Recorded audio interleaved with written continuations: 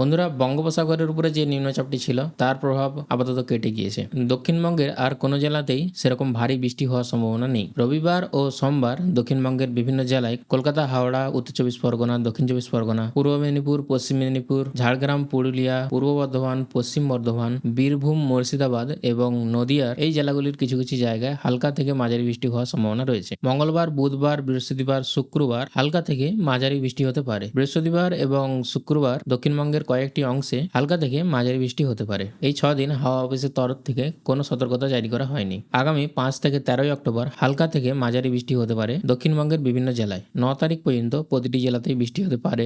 10 তারিখ থেকে 13 তারিখ পর্যন্ত বৃষ্টি হওয়ার সম্ভাবনা কিছুটা কম। উত্তরবঙ্গেও এই সময় বৃষ্টি হওয়ার সম্ভাবনা রয়েছে। চোখ রাখবো আগের আপডেটে। রাজ্যে cyber crime wing smart connect new টাউনের তরফ থেকে নিয়োগ করা হবে কর্মী। কদিন আগে রাজ্য পুলিশের ওয়েবসাইটে এই বিজ্ঞপ্তি প্রকাশিত হয়েছিল। অনলাইনে জমা দিতে পারবেন এই আবেদনপত্র। সব মিলে প্রায় 58টি পদে নিয়োগ করা হবে। তার মধ্যে রয়েছে data entry operator, software support personal, system administrator, software developer, network administrator, আরও অনেক পদে নিয়োগ করা চলছে। সিনিয়র সফটওয়্যার ডেভেলপার পদে বেতন হবে 40,000 টাকা, ডেটা এন্ট্রির পদে বেতন হবে 16,000 টাকা, সিস্টেম অ্যাডমিনিস্ট্রারের বেতন হবে 29,000 টাকা। এমন আরও পদ রয়েছে। এতে আবেদন করার জন্য কি কি লাগবে আর কোন পদে কিরকম কি বেতন হবে সেটি জানার জন্য পুলিশের ওয়েবসাইটে গিয়ে দেখতে পারেন। বন্ধুরা, আমরা ইতিমধ্যে অনেকেই জেনে গেছি যে আমাদের পশ্চিমবাংলা থেকে বিশ্বের সবথেকে বড় দেবী মূর্তি গিনেস বুক ওয়ার্ল্ড রেকর্ডে নাম লেখানোর জন্য প্রস্তুতি হচ্ছে। সেই প্রতিমা 112 ফুট বলে জানাচ্ছে। রানাঘাটের এই 112 ফুট প্রতিমার জন্য অনুমোদন দিল না জেলা শাসক। বিশ্বের সবথেকে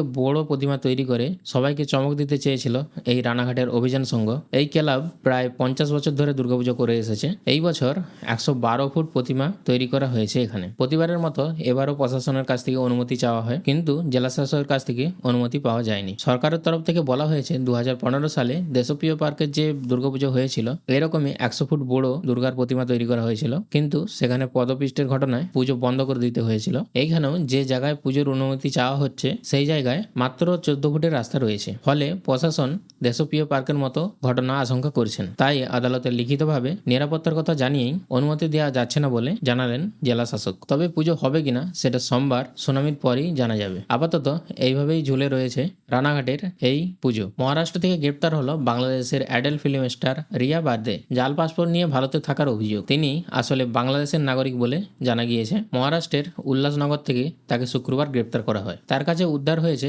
ভারতীয় ভুয়া পাসপোর্ট। তার নাম মূলত অ্যাডাল ইন্ডাস্ট্রিতে আরোহী নামে পরিচিত। রিয়ার মা, ভাই এবং বোন সবাই নিখোঁজ। তাদেরও সন্ধান চালাচ্ছে পুলিশ। বন্ধুরা, আমরা অনেকেই জানি আগস্ট মাসের 15 আগস্ট মহেন্দ্রা 5 ডোর থার লঞ্চ করেছিল, কিন্তু তার দাম আর বুকিং ডেট অ্যানাউন্স করেনি। সেই বুকিং ডেট অ্যানাউন্স হয়ে গেছে। এই 5 ডোর 4x4 থার নেওয়ার জন্য আপনাকে দিতে হতে পারে 18,80,000 থেকে 22,50,000 টাকা পর্যন্ত। সেটি এবার ভেরিয়েন্টের উপরে ডিপেন্ড করছে যে আপনি কোন ভেরিয়েন্ট নিতে চান। অক্টোবরের 3 তারিখ থেকে এই বুকিং শুরু হবে। যারা অক্টোবরের 3 তারিখে বুকিং করবেন তারা অক্টোবরের 12 তারিখের মধ্যেই এই থার পাবেন।